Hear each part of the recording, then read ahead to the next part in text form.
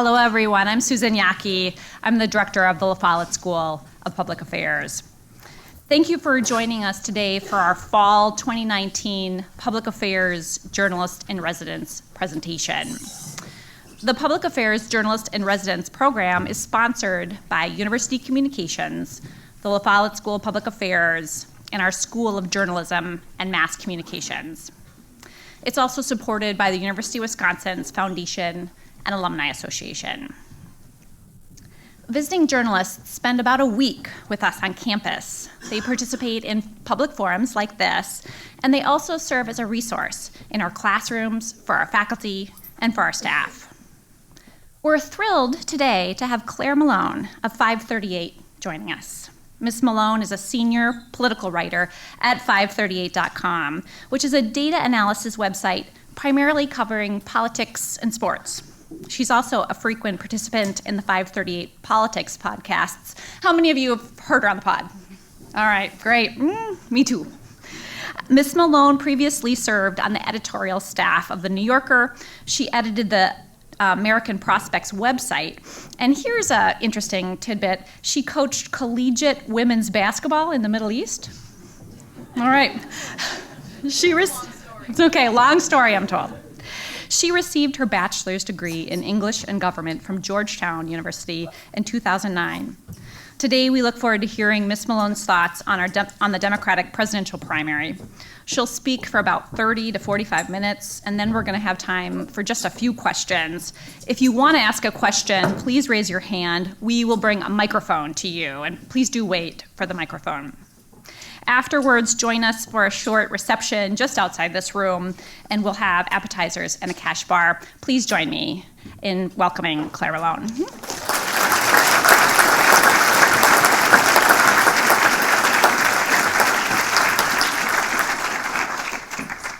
Hi, everyone. I'm going to make sure that I keep a timer to keep me honest, so we can at least have some time for questions at the end, because it's been a week. First of all, I want to say thank you to Susan and to the La Follette School, which I mispronounced when calling the cab from the airport. I picked up the phone and said, I need to use the La Follette account to get a cab, and the man really took a lot of joy in correcting my pronunciation. But it is actually really wonderful to be back in the Midwest. I'm from Ohio originally. I live in New York now, so it's kind of great to be in a very pretty town like Madison. I've never been here, and I'm very charmed by it. And I'm charmed by her people, and everyone has been really friendly and smiling on the sidewalk, so that's kind of a nice reminder that people actually do that in parts of America. But let's talk about politics. Today's October 2nd. That means in 1 year and 1 month is the 2020 election, which in politics terms means that we're hitting the absolute crunch time in the presidential election. And as if we needed any more proof that the American God is an angry one, political reporters are going to go to Iowa and New Hampshire at the exact time in the dead of winter that no one really wants to be there.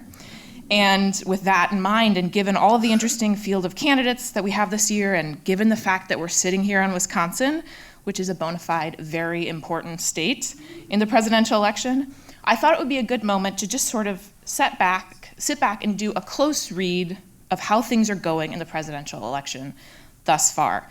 And I kind of decided when I first was thinking about this talk that I would deal with, let's organize my thoughts around kind of the top tier of candidates and how they're generally existing in this primary and what their sort of strengths are, what's driving their support, what challenges they might face. But then the past week and couple days, even this morning, have made me think that maybe I should add in an X factors section to the talk. So I'll hopefully end by talking about some of the, as Rumsfeld would say, the known unknowns in this presidential election. If I'm butchering that, apologies to Donald Rumsfeld. But I thought it would help, and apologies if you went to my electability talk yesterday. I'm going to reiterate just a couple of baseline things because I like to do a little bit of a step back to the 2016 election because I think, as with so many things in politics, that's still kind of being litigated and it's ongoing. So let's talk about 2016 for a second.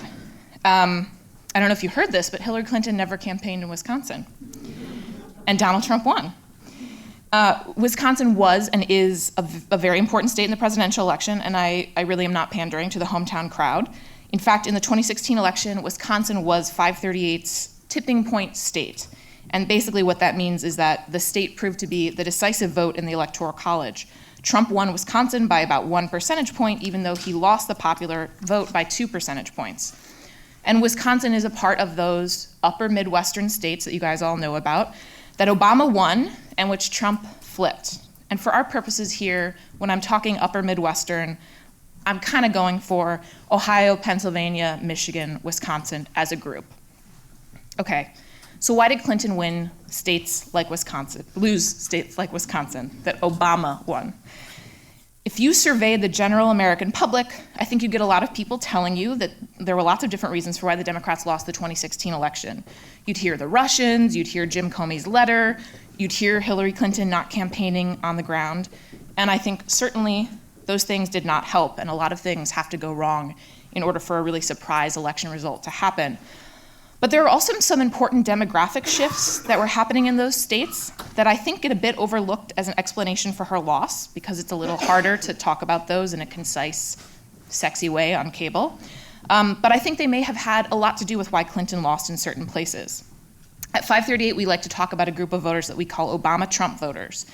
They're often registered Democrats, often white, and often non-college educated. And generally when we talk about them, we're talking about them because they live in one of those upper Midwestern states. And they were one of the key groups of voters in the 2016 election. There's absolutely no way around that. And if you go back and look at the data, you can see that whether or not you had a college education played a huge role in who you voted for in 2016, and so did race paired with college education. And in states like Michigan and Wisconsin and Ohio and Pennsylvania, where the voting population had really high numbers of white people without a college education, Trump won, and that was a little bit of a new thing. And I think it's important to step back here and explain why non-college educated white voters who voted for Democrats in the past didn't vote for Democrats in 2016. And you might have shorthand explanations for it, but I do think it's worth going into the numbers and the trends a little bit so we can have a more fuller way of thinking about it. As some of you might know, the country is projected to have a population where whites are the minority in about 25 years. And obviously the Democratic Party, which has a long time reputation as being a big tent party, has done a better job of attracting minorities than the Republican Party has. The Republican Party, on the other hand, in recent years and decades, has seen its demographics get older, whiter, and less educated than the rest of the country. And it's seen defections of college-educated white voters, women in particular, and it's also seen, while those people are leaving, the addition of non-college educated whites to the party. And the political identification of white Americans in particular is interesting to watch during Obama's presidency. Let's go back to the stereotypical white voter from the upper Midwest. According to Pew, in 2007, whites were just as likely to call themselves Democrats as they were to call themselves Republican. And this had been the case, this 50-50 split, since 1992.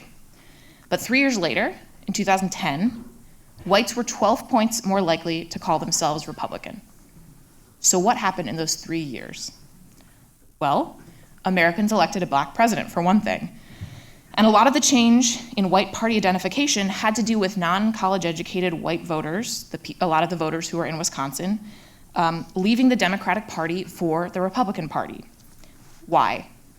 Well, there are a lot of explanations, but one of the ones that I think is interesting is one that's explored in a book called Identity Crisis, which for any of the political scientists in the House is a actually really engaging political science book that's a retelling of the 2016 election, kind of the blow-by-blow of events that some of us may have forgotten or blurred together. It kind of tries to gird on numbers to them. And I would recommend it. That's my way of recommending it. And you know, it talks a lot about race in that book. And Americans have obviously been dealing with the politics of race for hundreds of years, far before we ever founded the United States of America. But many people who didn't pay close attention to politics, largely these voters with less education, didn't map their racial beliefs onto a political party. But over the past couple of decades, that started to change. And there was a slow shift, Basically, more white people without a college education began to identify that the Democratic Party supported more liberal policies on race in the modern era. And I say modern era, obviously, because Southern Dixiecrats were segregationists. And in surveys to suss out those racial feelings, the pollsters would ask Americans questions about whether or not they attributed racial inequality to historical events like slavery, or if they agreed with statements that, like, if blacks tried harder, they would be as well off as whites. There were also questions about interracial dating that were asked in order to determine a person's racial feelings. And so in 1990, whites who said that racial inequality was due to blacks' lack of effort were almost evenly split between Democratic identifying and Republican identifying. By 1994, that same group of white people identified as 22% more Republican, and during the Obama administration, you saw that number jump to 42%. So basically, Obama helped accelerate that sussing out that helped people determine which party their views on race belonged in. Fast forward a couple of years, and you've got the Trump campaign. Basically, the subtext of white identity politics was made text in that presidential campaign.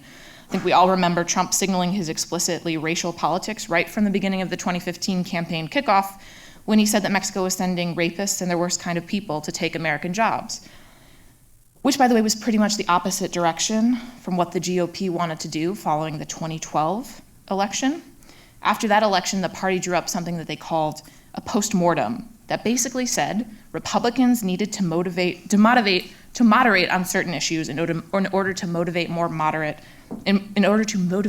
minority voters.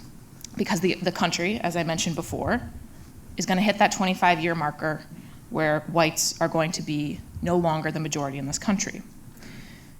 Now, I definitely know that there are other reasons why people voted for Trump other than his racial politics.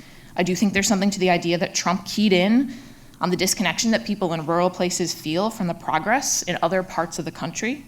But it's also undeniable that Trump was keying in on issues of race and xenophobia as a way to motivate voters and to flip voters from the Democratic Party. Running on issues of race, it wasn't what I think Republicans like, say, Paul Ryan had in mind when they were running campaigns over the last couple of decades. They really did think that their voters were motivated by issues of tax, for instance. Well, it turns out that a decent number of the Republican base is a whole lot more populist than a lot of these establishment Republicans ever anticipated, which is why, in addition to some of the racial demagoguery you're seeing in Trump, you've gotten acceptance from a certain part of the party of a wholly different Republican platform when it comes to economic issues like trade. I mean, Trump really did change a certain part of the Republican Party from the inside out. And before we move on to the state of the race, I do want to mention one more demographic, which I won't spend as much time on, that's going to be important nationally, and which is important like a state in Wisconsin as well, and I would be remiss not to mention them. We started calling them reluctant Trump voters during the period after 2016, where we were sort of sifting through all of the data that had been coming in, and we decided to do a survey of voters with an online polling company called SurveyMonkey. And we polled 7,000 voters, and with Trump voters, we gave respondents a few levels of excitement to choose from to describe how excited they had been to cast a ballot for Trump. And about 15% of those Trump voters said they weren't excited at all to cast a ballot for them, so the name Reluctant Trump Voters was born. Basically, those people are more traditional establishment Republican voters. Like most Trump supporters, they are overwhelmingly white, about 85%, and they are middle-aged to older. 43% of reluctant Trumpers were 55 or older, as were 49% of other Trump voters. And the biggest difference between these two groups, those reluctant Trump voters and all other Trump voters, is education level. Again, it's a theme. 37% of reluctant Trumpers had at least a college degree, while only 25% of other Trump supporters had a college or postgraduate degree. And I bring this up in a state like Wisconsin because I think your Waukesha County Republicans, much talked about by elections analysts on CNN come election day, those are probably a decent stand-in for a reluctant Trump voter. And I think they might be a little bit of a factor in the 2020 election.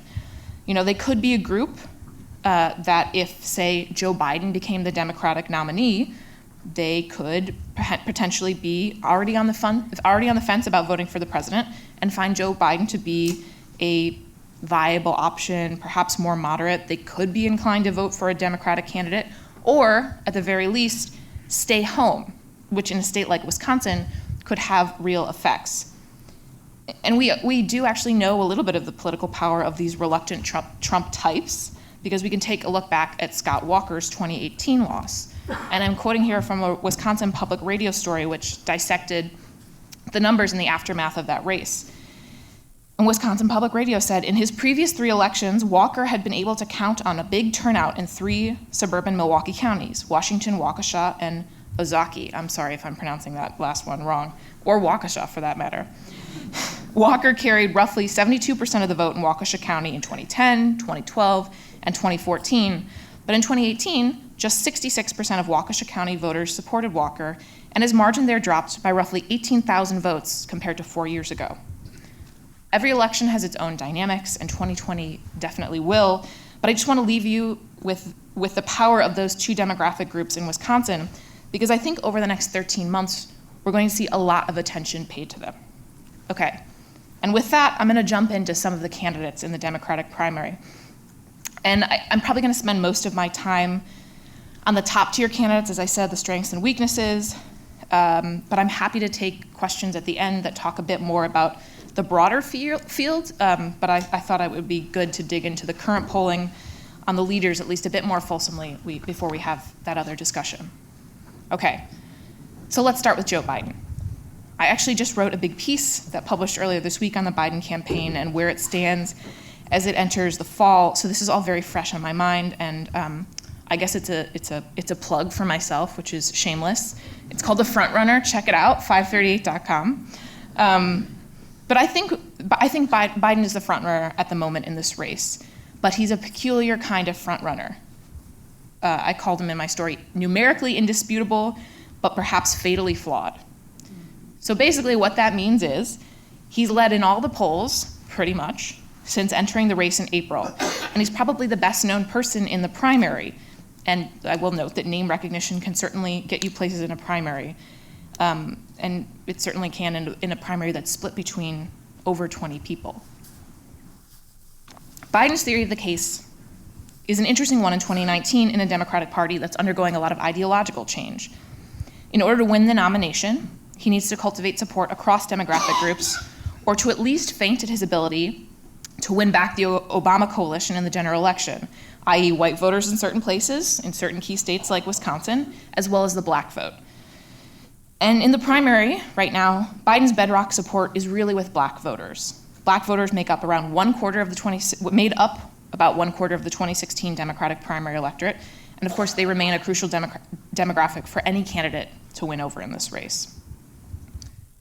And so Biden has led pretty much consistently with black voters overall, even as he's made some pretty bad verbal blunders throughout the course of the summer that touch on racial topics. And even as the black candidates in the race in particular, Cory Booker and Kamala Harris, hammer on his record about federally mandated busing and criminal justice.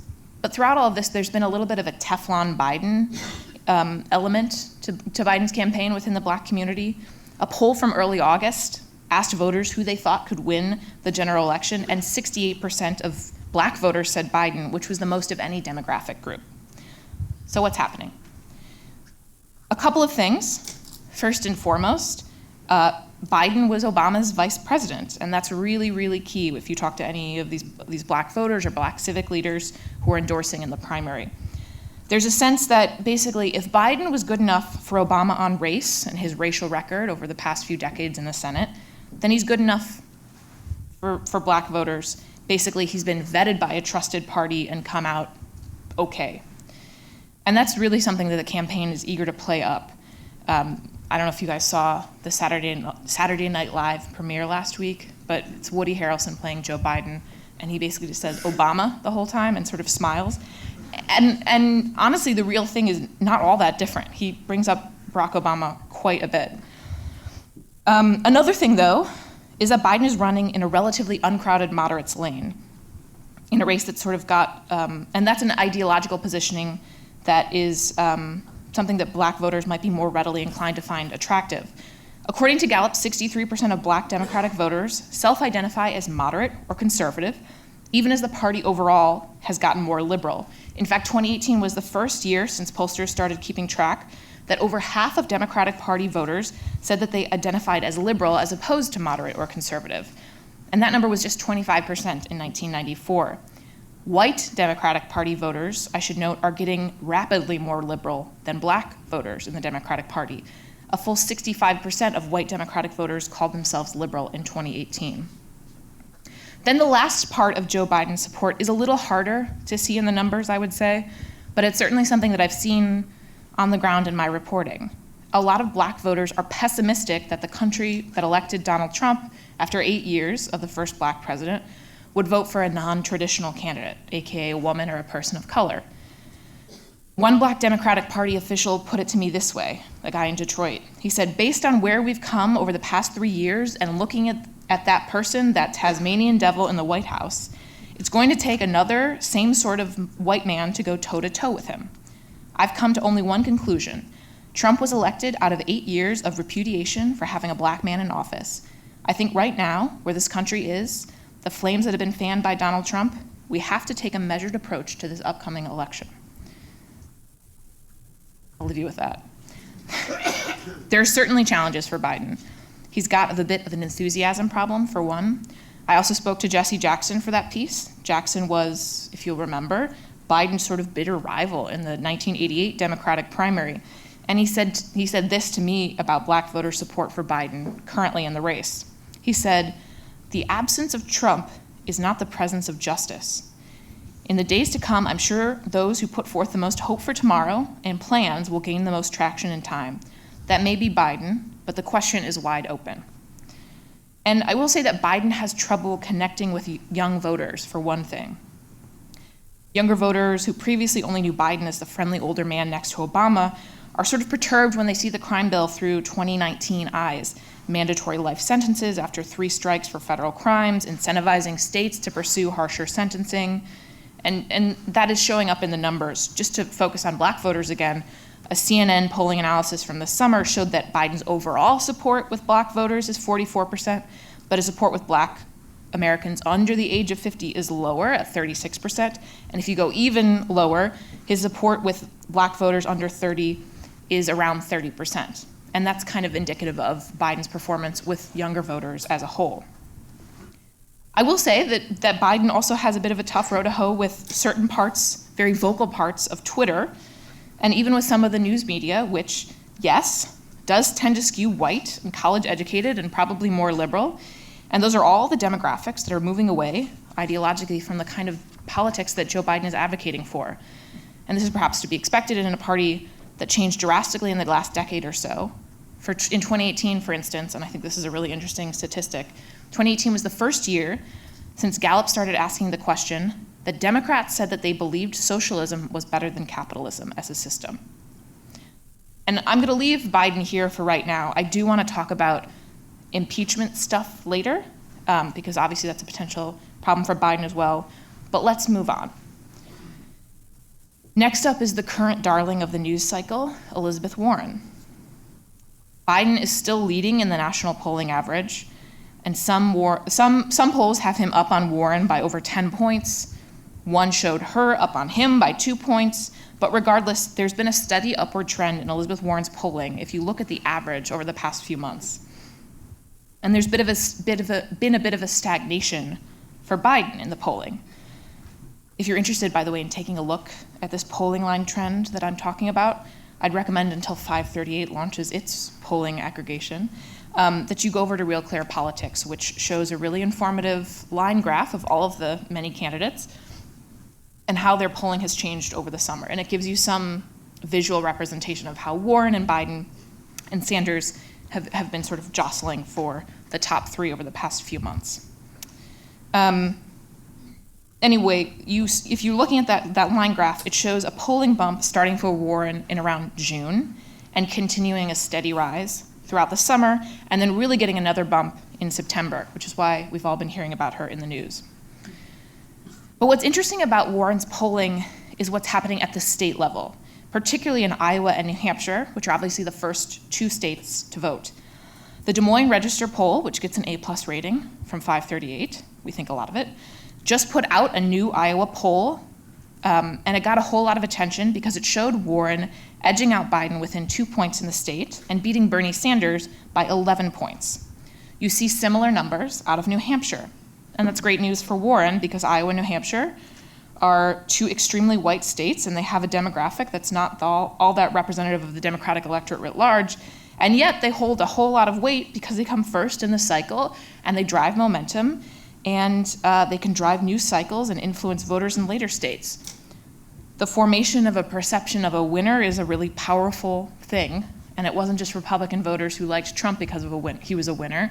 I think Democratic voters are just as susceptible to that idea as well. And if you want a good indication about how worried Joe Biden's campaign is about Elizabeth Warren's steady rise, and I guess more breakout rise in states like Iowa, Biden campaign officials told reporters about a month ago that they don't think he needs to win Iowa. And in part, that's because it's a state where white liberal activists hold a lot of sway in that electorate. So Warren has him running on the defensive a little bit, which is pretty interesting. So that's the polling. What's driving Warren's support? Well, for starters, her demographic base is with white, college-educated voters. There's that college education thing again.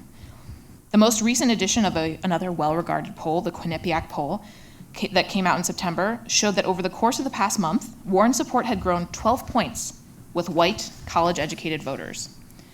And there's some sense, I think, that the branding of her campaign, the whole I have a plan for that, plus the fiery let's beat Trump and then change the whole system, there's a sense that there's a sweet spot, that's a sweet spot hybrid mix that appeals to a demographic that is liberal, but slightly more establishment leaning. People who maybe didn't love Bernie Sanders the person, but sort of dug his ideas, especially in the aftermath of Trump's win, and perhaps with the rise of more charismatic voices on the left like AOC, et cetera. And in some ways, Warren is a better fit with the liberalizing trend of the Democratic Party. Remember, Democrats now self-identify as more liberal than moderate or conservative. And in that September poll that I was talking about, 7 out of 10 Democrats said that they would be excited if Warren became the Democratic nominee for president. Fewer, 56%, said that they would feel the same about Biden winning the nomination. So there's that enthusiasm gap again. And you can see that a little bit from her rallies, where she has these photo lines. I refuse to call them selfie lines because they're not selfies, for the most part. But she'll wait truly hours to take pictures with her fans. And it struck me as a really savvy retail politics move, something that's critical in early states like Iowa and New Hampshire. And I'm not sure if Warren means it as a rebuke to Hillary Clinton's style of campaigning, but every single time I hear about the photo lines or see them on Twitter, I think about this thing that Clinton said in an interview in the aftermath of the 2016 election. She called the selfie phenomenon the tyranny of the selfie. And she said, quote, back in the 2008 campaign, you would finish an event and you would shake hands. And so you can see them, she's talking about voters, you can see them try to say, do I talk to her about, I lost my job and I've been looking for a long time, and what is she going to do to help me? Or do they say, can I have a selfie? And most people say, can I have a selfie? So while Clinton bemoaned changing times and campaigning customs, Warren is meeting people where they are. She's practicing that the customer is never wrong kind of retail politics, and she's adapting to the norms of our age, which I think is frankly a whole lot of cell phone pictures at political rallies. All right, so those are Warren's strengths. Where are her weaknesses? For starters, she hasn't done as well with black voters, a demographic that Biden has, as I said before, performed really well with, thanks to his longstanding relationships in the community. That said, recent poll numbers have showed that Warren is making inroads with black voters, and a couple of recent high-quality polls in South Carolina, an early voting state, again, where 2/3 of the Democratic primary electorate is black, some of those polls have shown Warren in second place against Biden. And that jives with some of what I saw on the ground in South Carolina about a month ago. A lot of people who said that they liked Biden and would probably support him also mentioned Warren as a person that excited them. They thought she had the right attitude to stand up to Trump. But there are also some real doubts that voters have about Warren that are tied up with her gender and the results of the 2016 election. During that same South Carolina trip, I was in Gaffney, South Carolina, talking to a group of women who were part of the local Democratic Party. And they were all sort of pleasantly arguing among themselves, as friends do, about which candidate they thought was best. And the three names that they were throwing around were Biden, Harris, and Warren. And this older woman, Annette, who hadn't really talked that much in the conversation, kind of jumped in out of nowhere. And she said, a woman couldn't win in 2020 because, quote, the men, they're going to do females just the way they did Hillary. They'll cheat her out of the election just like they did with Hillary. They'll lie, lie, lie. And Annette's instinct that Americans are still trepidatious about a woman as president is not wrong at all. An Ipsos USA Today poll from late August had some interesting findings that I'll cite here. For one, half of likely Democratic voters said a woman would have a harder time than a man running against President Donald Trump next year. 9 out of 10 of those voters said that they would be personally comfortable with a female president, but a smaller number, 76%, said that their spouse or immediate family members were okay with the idea of a woman president. And just 44% of likely Democratic voters thought that their neighbors would be okay with a woman president. So I think, if anything, that might be Warren's biggest challenge, proving to people that she'll be able to fight during an election, a general election. And it's not just her gender that could be a challenge there. Warren has staked out a pretty liberal position on healthcare, a Medicare for all stance. And that has some people worried that she's already made herself the face of a policy that Americans don't actually love all that much. Even Democrats don't seem to love Medicare, the Medicare for all option as much as you might think. In a recent poll among Democrats, the Medicare for all plan, the one that's supported by Warren and Sanders, had 64% support among Democrats. And among those same Democrats, Biden's public option plan, basically Medicare for those who choose it, was liked by 90% of Democrats. When you go out to a general election population, only 41% of people like Medicare for all, while 70% of people like Biden's public option choice on healthcare. So I would say those are Warren's challenges. Okay, let's move to Bernie Sanders, who rounds out the big three of candidates. And I should say up top here that I kind of rewrote this section in the last few hours because there was some unexpected news concerning Senator Sanders this afternoon, which is that he's going to be off the campaign trail at least for the next few days. Because of some chest pain that he experienced at a campaign event last night, he was taken to the hospital and had 2 stents inserted. It's a pretty common procedure, but obviously it's a very worrisome event on a human level. Of course, when you're running for president, the things that are very human and very worrisome to you and your family on a personal level take on meaning to millions and millions of people. I have a difficult time thinking that Sanders is the sort of person who would drop out of a presidential race just because of a couple of stents. But I do think that this event could have some effects on the race and some effects on his own political calculus.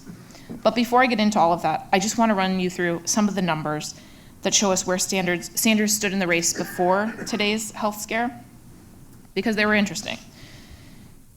In short, I would say, even though I would say that Sanders is the person who really laid down the ideological benchmarks for the 2020 Democratic campaign in so many ways, he's really not being talked about much these days. And I'm not just saying that offhandedly. One of our writers at 538 keeps track of all the candidates' media mentions so that we can quantify who's actually being talked about the most. And for the past couple of weeks that we have data, the 2nd and 3rd weeks of September, Sanders was consistently mentioned less than Warren and Biden, both on cable news and on online news.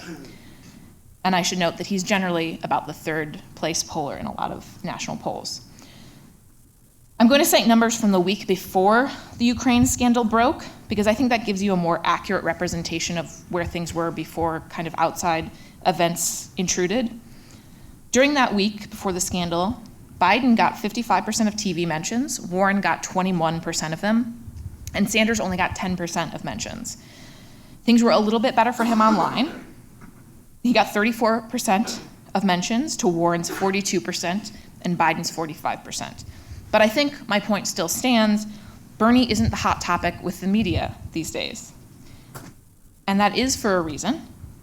Up until the middle of the summer, you could probably reasonably call Sanders the second place candidate in the average of all polls. Again, I recommend taking a look at the Real Clear Politics average if you're interested in that. But starting in July, as I talked before, in the earlier parts of the summer, Warren really starts to overtake him in the polling average, just as she's rising in the numbers. And Sanders, like Joe Biden, starts to see stagnation. Now, this is not to say that he doesn't have a base of support. He does, and it's a really die-hard one. But I think Sanders is having difficulty expanding his coalition in part because of his outsider status among Democrats. He is not well-liked by the establishment, in part because he doesn't like to make nice, and that's not part of his brand. It's in fact one of his central appeals to his voters. When I was speaking about Warren earlier, I was talking about those more establishment, college-educated white Democratic voters who maybe didn't love Bernie Sanders the person but liked his ideas. Well, I do think that his weakness has been in some ways his reputation as a person who doesn't compromise or soften, and also, frankly, the strength of his ideas allowed other people to adapt them to their more establishment personalities. Harris, Warren, people who took on his Medicare for All stance, at least in the Senate. At the end of the day, I think Sanders is an ideologue, and he's not going to compromise because he has an agenda that's greater than the Democratic Party as an institution. I think it's no mistake that his language of leading a movement and a revolution has caught on.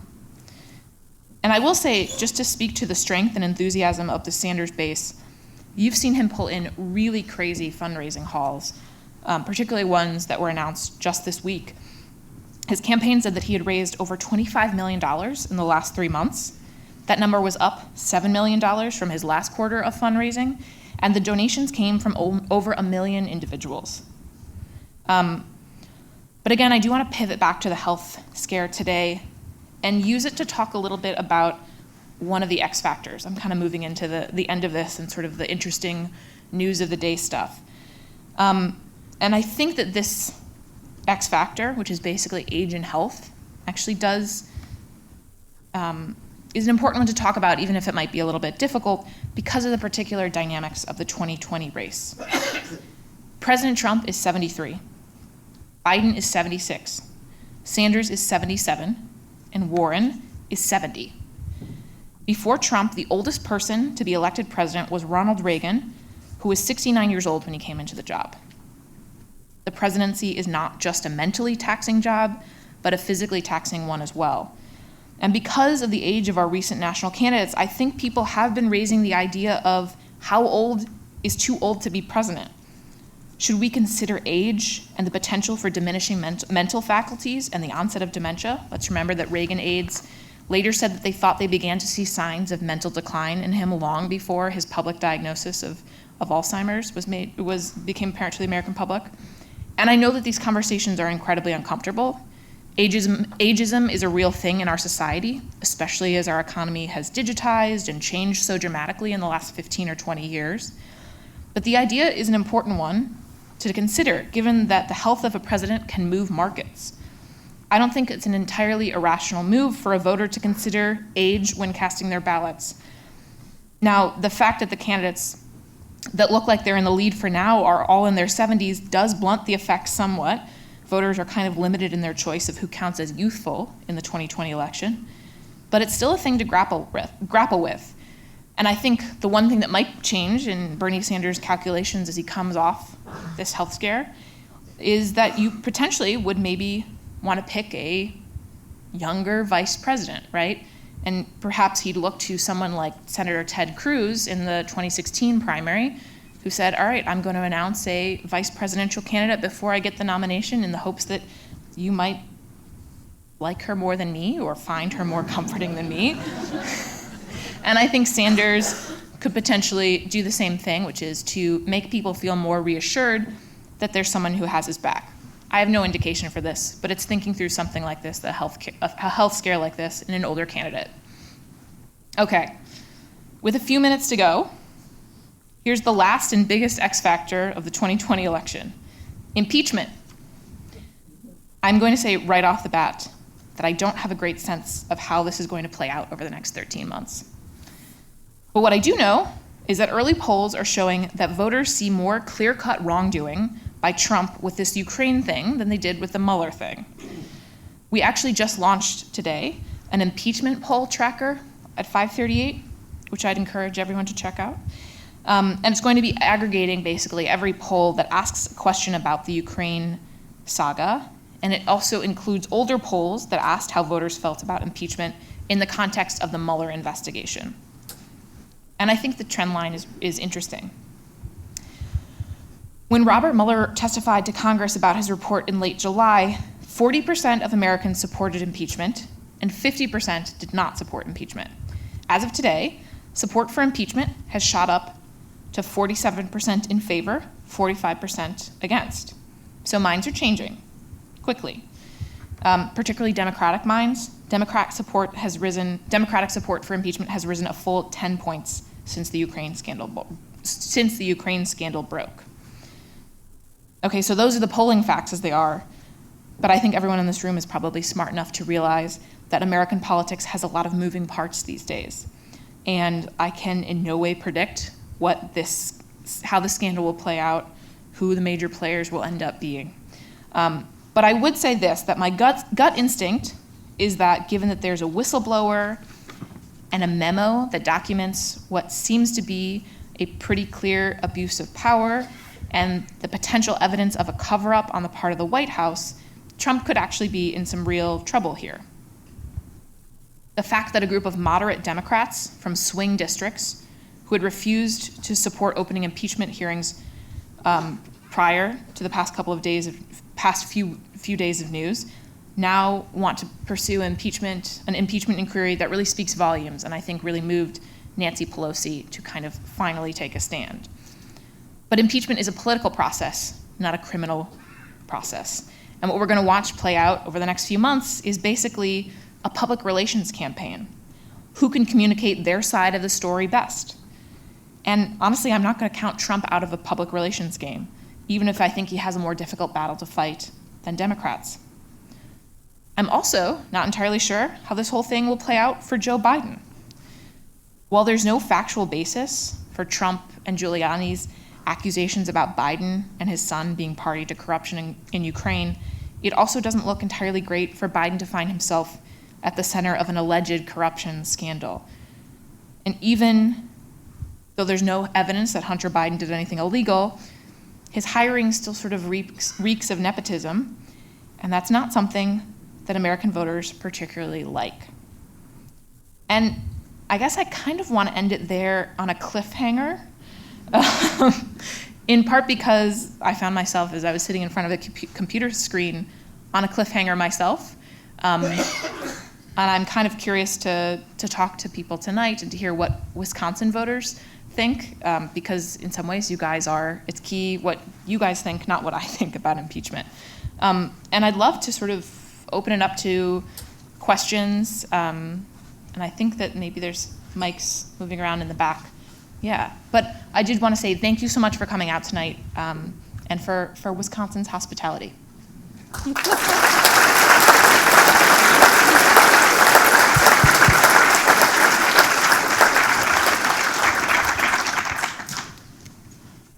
I defer to you. Yeah. Anyone on this side, and wait till you get the mic. That would be great. Raise your hand. Hello. So you mentioned that 15% of Trump supporters were reluctant Trump supporters. So why exactly did they vote for President Trump over Hillary Clinton? Well, Clinton and Trump were both historically disliked candidates, which sounds like a shady thing for me to say, but is actually borne out in the numbers. And I think that a lot of those voters, even if they didn't like Trump, really couldn't bear the thought of voting for Clinton. And I think that's tied up in, sure, her gender, but also the fact that she's been a figure in American life for a really long time. And there really is this sort of decades-long ingrained gut reaction to the Clintons. And so I do think that if the Democrats, even if the Democratic nominee were Bernie Sanders, someone who's super left, I have a better, maybe Waukesha County Republicans still won't vote for Bernie Sanders. That's a pretty hard thing to imagine.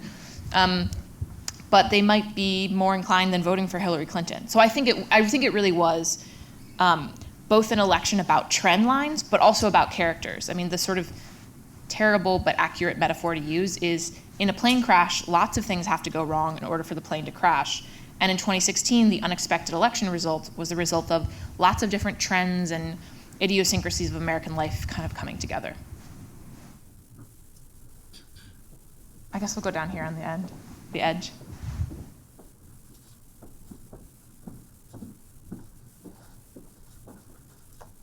Hi, and thank you for your talk. I think one of the things that has seemed important in the media coverage around polls is who is, primary voters' second choice in this election, and who's going to be the least objectionable candidate once the herd is thinned out a bit. So, what are your thoughts on that and how that's going to play out? Well, there's sort of an interesting thing happening, at least in polls prior to the last couple of weeks, where for Biden and Sanders, two people who are ideologically very different, they shared a lot of their first and second choices, which might catch people by surprise. And I think it's a couple of factors. One is probably they have the best name recognition. But two, I think that they kind of get at like the Obama-Trump voters that I was talking about in different ways, right? Like there were Bernie-Trump crossover people in the 2016 election. And I think they liked the populism in both of those campaigns. Obviously, Sanders and Trump went about populism in very different ways, and some people might call Trump's version of populism demagoguery. But there was that strain that they liked in him. I think in Biden, Biden is a moderate, but also Biden's white identity politics in their own way work for them. Like he is in a Democratic Party where if you're an Obama-Trump voter, you're kind of freaked out by the current direction of the Democratic Party. There's a reason why Republicans are using AOC in their ads. They want to make swing voters feel like the Democratic Party is a inhospitable place for them. And Joe Biden is kind of this literal representation of an old school Democratic Party, and he can kind of talk that talk. I mean, people give Biden a lot of flack for not being a great speaker, and I think that's true in a lot of ways. I think he does kind of have, marbles in his mouth about some things, but he's actually quite good in a more intimate voter situation. He's a very famous person, and people really respond to him in that way. They associate with him with Obama. He does a good job of kind of doing the folksy things without being. I mean, if you hear it enough as a reporter, it starts to be repetitious. But I do think he is actually talented in that way. And so there's something interesting going on there with those first and second choices. Maybe let's go to this. Is there a mic on this side of the room?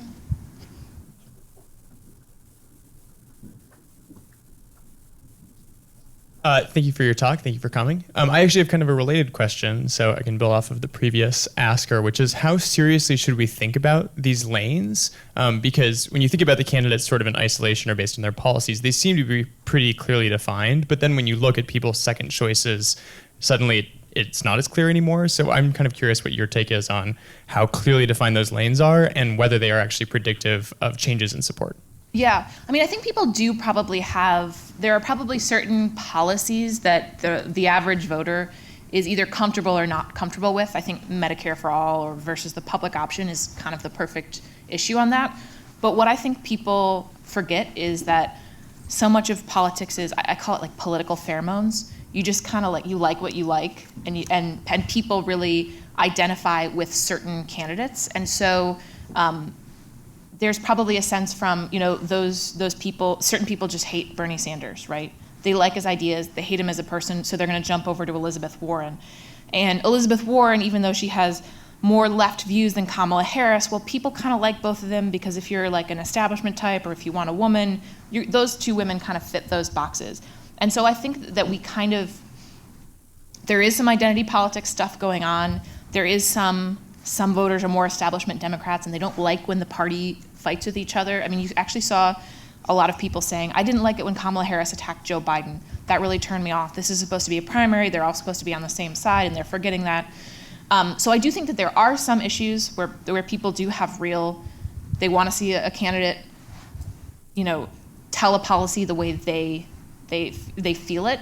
But a lot of it does come down to voters identifying with that person and thinking like, oh, that person would actually play well in my neighborhood. Because, Democratic voters are being very strategic about the way that they're going about voting this year, which is one of the reasons why Joe Biden is leading, and why a lot of people here in Wisconsin and my father in Ohio calls me up and says they should only nominate Joe Biden because he's the only one who can win the Midwest. So I think it's this really interesting thing that's going on here. Let's do another question on this side, maybe, if there is one.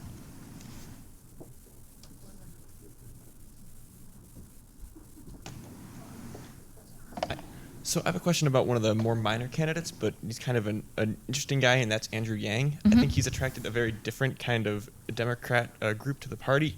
And I'm just wondering if you have any thoughts about what his impact will be going forward. Personally, I don't think he has policy positions that are that different from the rest of the Democrats outside the freedom dividend.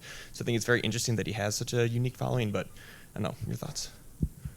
Yeah, Andrew Yang is one of those candidates that I didn't see coming. I think that he's introduced Americans to an interesting policy idea, right? I think that's one part of his attraction. I mean, you could say the same thing about Jay Inslee, and in some ways, I think a lot of Democrats wish that Jay Inslee were still in the race because he was a single issue candidate, or purportedly, for the environment, and I think that matters to a lot of particularly younger Democrats.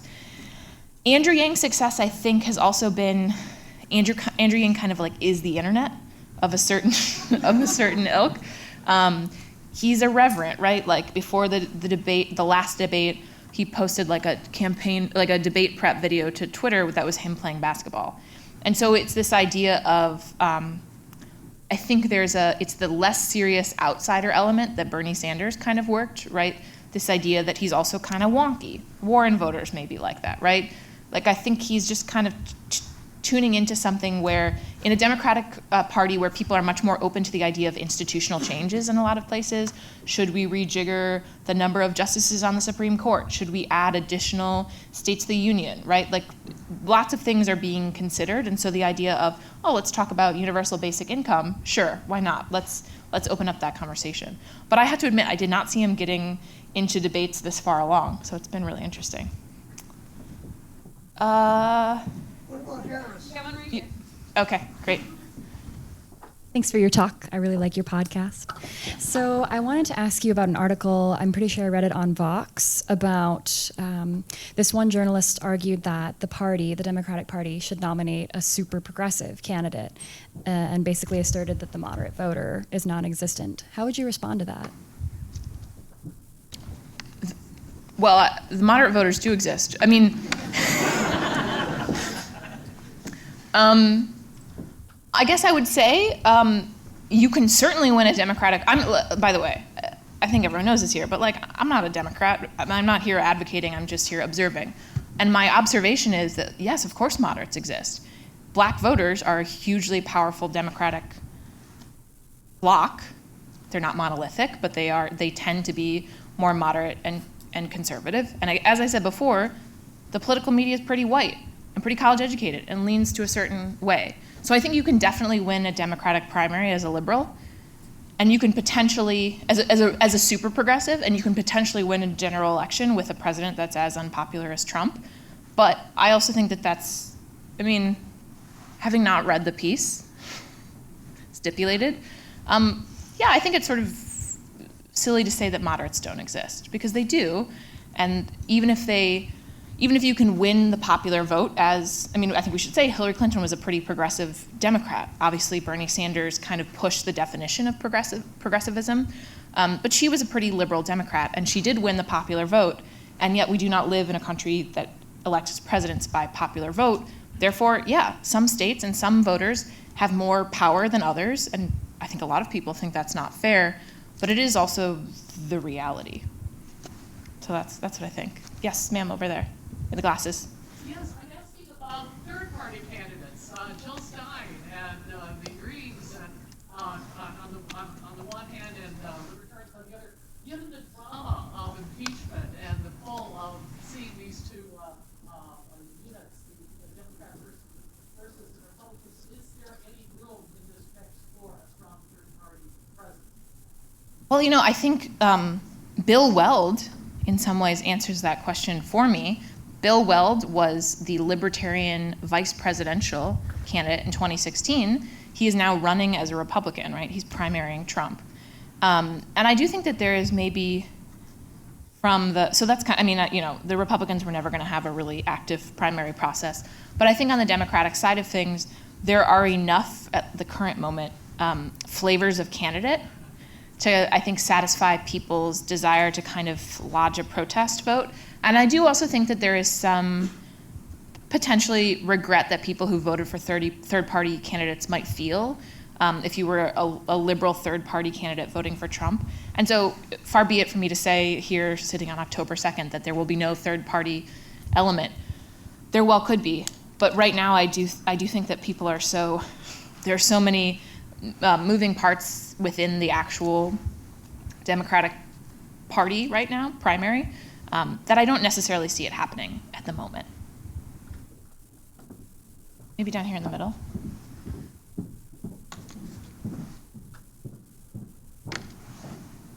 Hi. I just kind of want to make a comment and to get your feedback on kind of what I'm going to say. But I really feel like the 2016 election, really for me, what it seemed like is that we wanted somebody that wasn't inside the government anymore. I really feel like there's a sense that the government's not working for the people anymore, and all the soft money that's coming in is an influence. That the Bernie Sanders piece, and then the Donald Trump getting through the Republican, all the politicians that were there. And I really feel like now it's like whoever's going to beat Trump if you're against Trump. But I'm still concerned about the money that's in, and overall just kind of the state of the money and how it's kind of changed politics, and that there's a sense from the populace that the government's not working for us anymore. And I think there's been a lot of big things that have happened over the last 30 years that have kind of made a lot of people feel like they don't hear our voice anymore. Yeah, I think that's a fair diagnosis of particularly what happened in 2016, and I think a lot of people would say that the financial crash sort of accelerated some trends. I mean, if you look somewhere like Gallup does these polling questions over many years about American institutions. So they ask about people's trust in banks and their church or religious institution, the Supreme Court, the presidency, the military, all this stuff, and you kind of see, okay, trust in the Supreme Court goes down after the Bush v. Gore decision. Basically, trust in banks tanks after the 2008 crash. Trust in the presidency tanks, right? There's a lot of things that I think Americans do feel a bit, thrown by. And I'll go back to that number that I cited before about Democrats thinking that socialism is a better system than capitalism for the first time. Over 50% of them thinking that. That's a really striking figure. I mean, America and capitalism were synonymous for so long, and so the idea that Americans are now entertaining democratic socialism as a viable part of the Democratic Party is a real shift. And I do think that there is something of there was a national maybe crisis of self-confidence following 2008, this idea that we were part of a global systemic crash, and perhaps the idea of American exceptionalism in certain things didn't quite hold, and the idea that Brexit and Trump kind of came together, right? That we were part of this global trend, that it wasn't just, shining city on the hill, right? That we were part of these broader things. I think that was an interesting recent development and acceleration, for sure. I'll let you pick. Okay.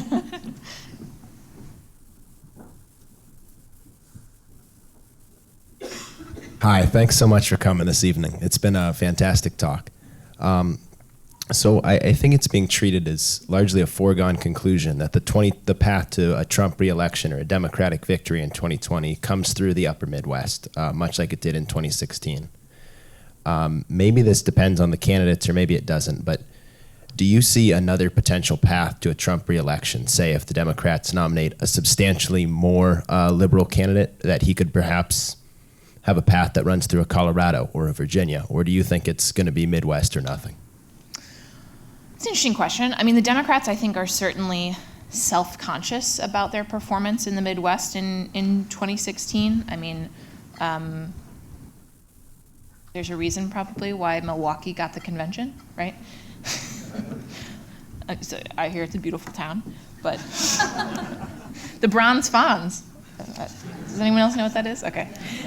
Anyway, I think that, I think your question was maybe how I would spin your question is, I think the Democrats will probably spend a lot of their time in the Midwest.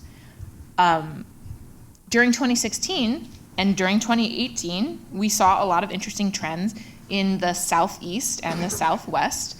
And, I remember talking to like the Clinton data guy about a month out from the election. And they were really pouring resources into places like Arizona. They were sort of interested in the possibilities of Georgia. I don't think they thought they would necessarily win it, but they were interested in it, right? And I think you saw people like Stacey Abrams and Beto O'Rourke, for all that, people now sort of make fun of Beto O'Rourke. He did do an interesting thing in Texas. Now, he didn't turn rural Texas blue, but he got suburban and urban Texas to turn out, and that's a bigger and bigger part of that state. And the demographics of those regions are changing. There's huge voter registration drives in the Southeast, led by Stacey Abrams, I should mention, in Georgia, to kind of activate a whole new electorate. So I would say probably for this election, like the historical standard stands, but I think that the political map will change as it has over the decades, and you'll probably see more of the Southeast and the Southwest, or the Southeast and the Southwest, change up and become more of a factor. We're in the back, maybe? This guy.